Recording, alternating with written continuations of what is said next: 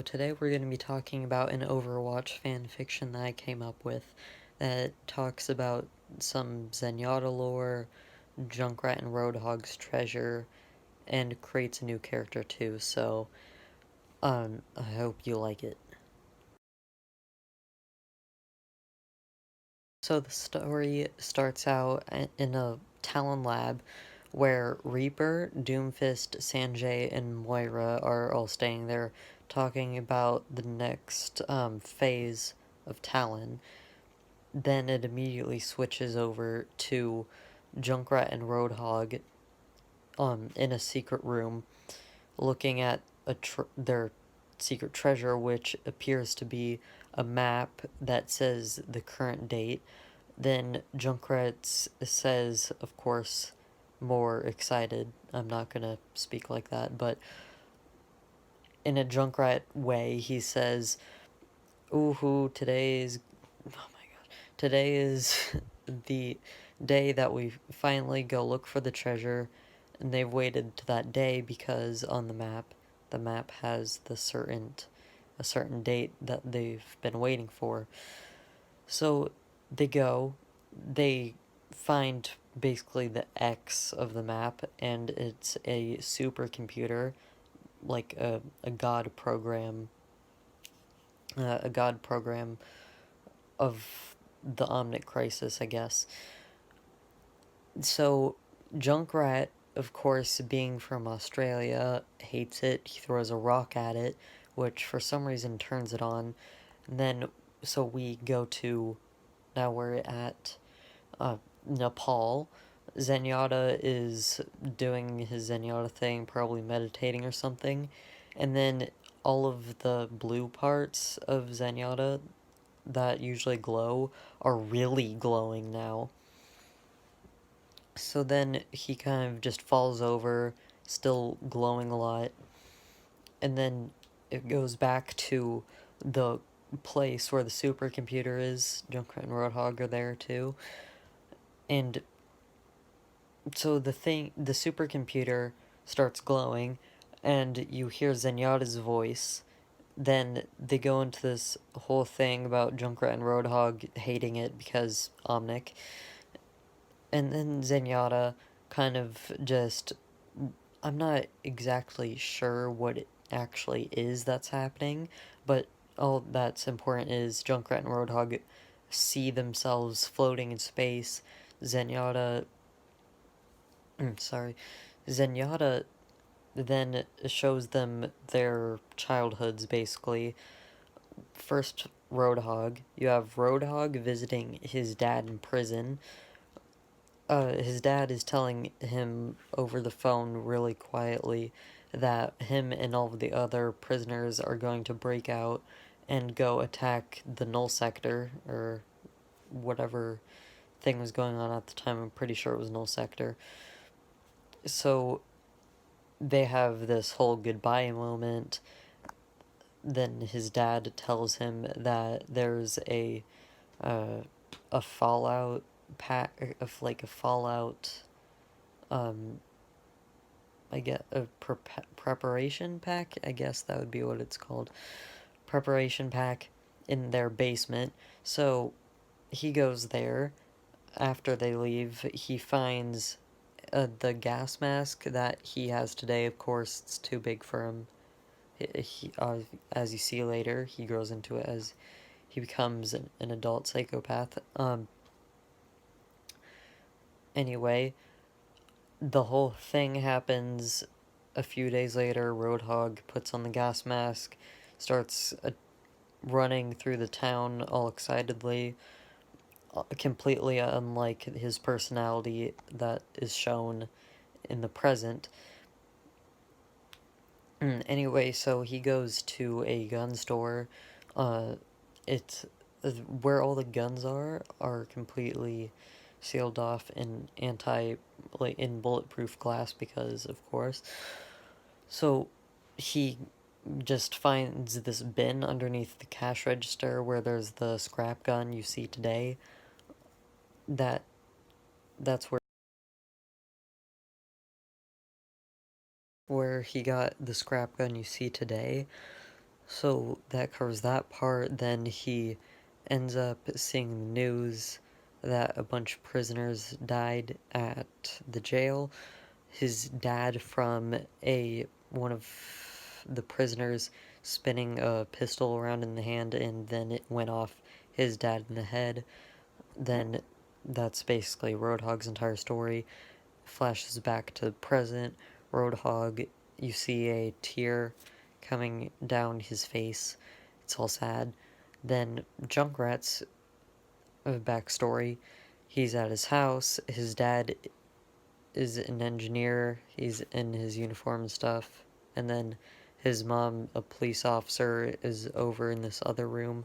Basically, his dad says that there's gonna be an explosion at at the null sector. I'm again pretty sure that's what it was.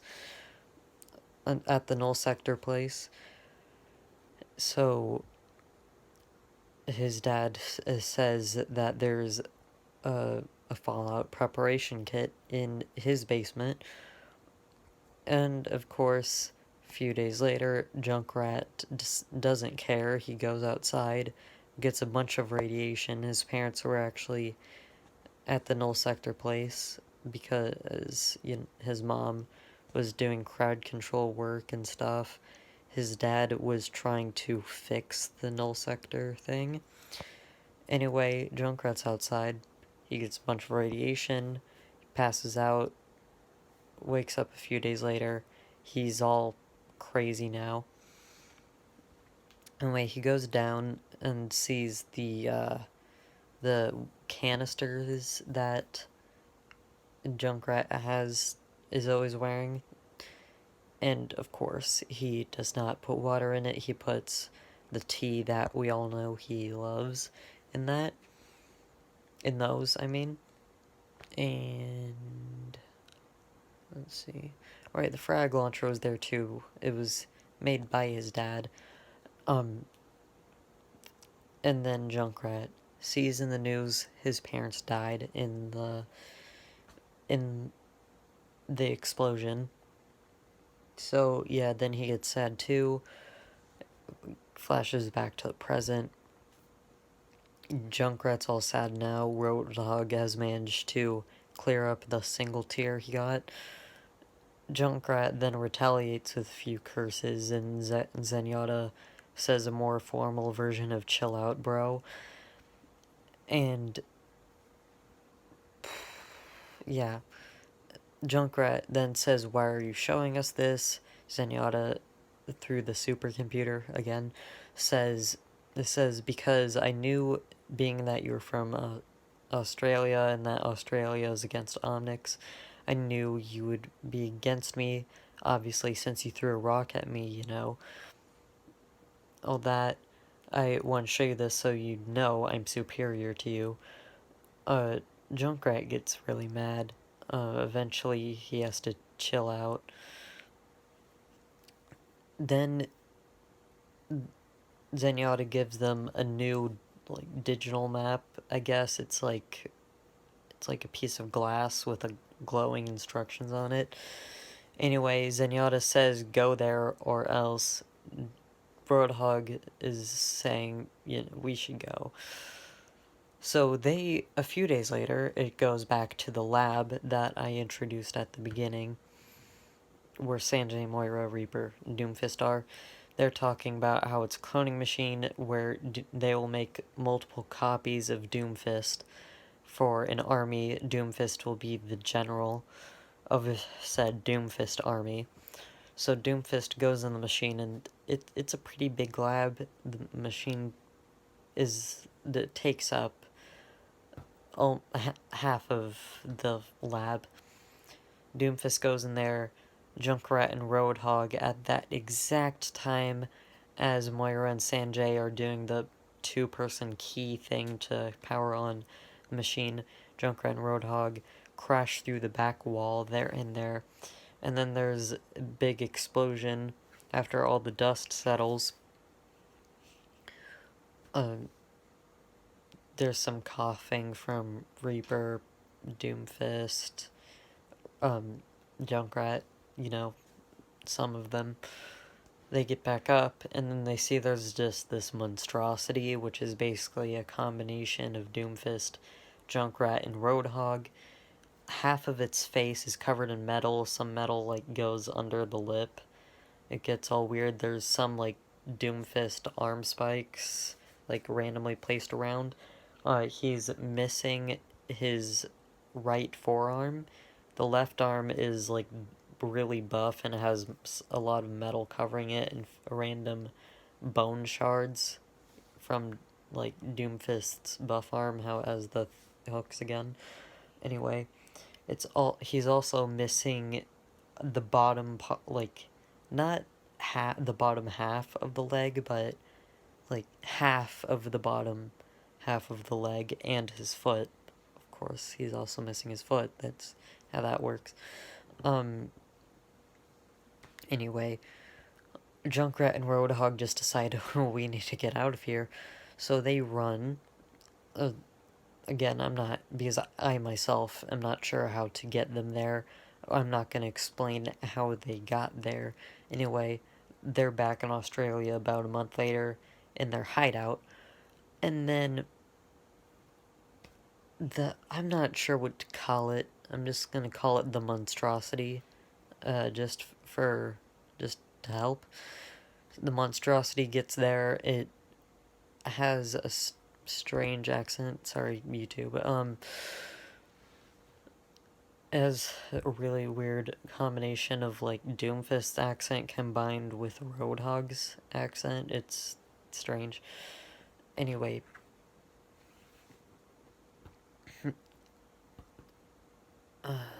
What else? So, yeah. Junkrat is freaked out, like, how'd you get here? They go to shoot at him, and then they get a painfully, like, a metallic headache, if that makes sense. It's not supposed to make sense, just, it's a metallic headache. Just know it's metallic. Anyway, so they go to shoot again, they get the headache again, it happens a few more times, eventually they figure out they should not shoot because that's happening. And then they get a quiet voice of Zenyatta in their mind saying, don't shoot, help him, introduce him to society. So, after a few days, Junkrat, like, makes a prototype arm, basically, yeah. And then also makes a replacement leg missing thing, like, the part of the leg that's missing, he makes a prosthetic for that. It's basically just a piece of metal with a few spokes and stuff going into the bottom piece of metal, and then a cylinder connecting to the top leg. That explanation was explaining from the bottom up. I just to make it clearer. So anyway, he gets sent off by a few of them a month later. Junkrat immediately says, you know, I miss him. Roadhog says, yeah, okay, I guess. And then he goes on, and then about a few months, like half a year, let's go with half a year later, the monstrosity, again, yeah, that's what I'm calling it. The monstrosity finds Hanzo, and Hanzo starts to train him. Yeah, Hanzo starts to train him, and then he gets this new weapon that he's gonna use from now. Oh, I should have said earlier on, the shotgun thing that Doomfist has in his arm, yeah, he has that too, but it's like a genetic biological, it's like embedded into his whole, like, musculatory system and skeletal system. It's weird. Anyway, so if he was an actual character, that'd be his main tech. Anyway, back to Hanzo training him. The monstrosity started using this a modified version of this samurai weapon. it's like a bat with studs in it, but the modified part is that it's connected to a chain. So if the monstrosity was a playable character, one of his abilities would be throwing the hook out and then basically booping uh, the enemy that it touches back, and then the chain pulls it back to his back. Yeah. Anyway, uh, so that says to be continued, and then Zenyatta wakes up back at Nepal. Genji and a few other monks are sitting there concerned. Genji says, "Has something upset you, master?" And then, right, Zenyatta says, "I just remembered why I'm a, an omni. I know why I exist. I remember now.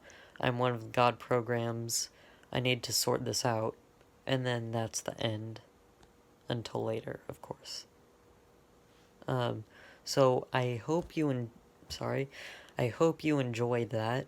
I know I had fun creating it because I came up with this when there was like um like no lore happening whatsoever. So yeah, I had fun with that. I hope you liked the story. Um, it really was a lot of fun for me. Came up with the character concept too. Anyway, till next time.